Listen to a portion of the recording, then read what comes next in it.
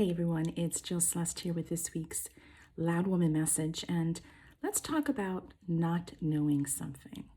I recently was listening to a conversation between two young women, and one of those young women had just started a job, and she was sharing a story about how she was afraid to interact with customers that were coming in because she didn't know everything yet, right? She was brand spanking new, so she knew she wouldn't be able to answer the customer questions. She hadn't really learned all the processes and procedures and the pricing and how things work.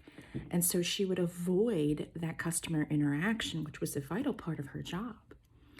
And as I listened to this, it reminded me, of course, of a younger Jill, where I certainly would have probably done the same thing at her age. And it really got me thinking about how women, and maybe not just young women, but women of any age, often tie our self-worth to knowledge. So especially as we were growing up, if you were in school, public school or private school, you were probably rewarded for knowing things, right? We got grades on our papers, we got students of the week, we got great accolades from our teachers because of our knowledge. And this is something we could compete with the boys, right? Because we may not be able to outrun them or kick a ball further than them, maybe, or maybe not, but we certainly were on an equal playing field with our knowledge and our mind. And so when we are connecting our self-worth to knowledge and achievement, when we are feeling a lack of that, then we are lowering our self-worth. And then for a lot of women, we have a fear of criticism.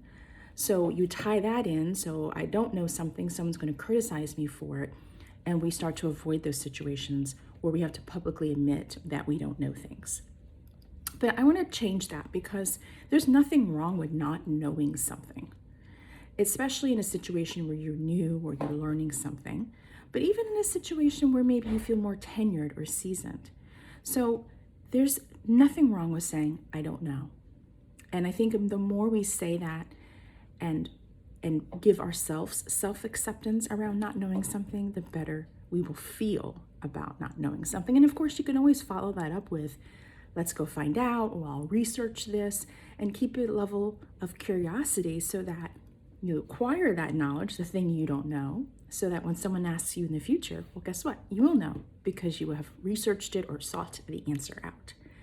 So I hope this helps for those of you who are troubled by that public display of not knowing something. I know it can be really crippling, and it doesn't have to be, right? As loud women, we are allowed not to know everything. We know a lot, but we can't possibly know everything. So I hope this helps. I hope you have a great day, and I am rooting for you. I'll talk to you soon.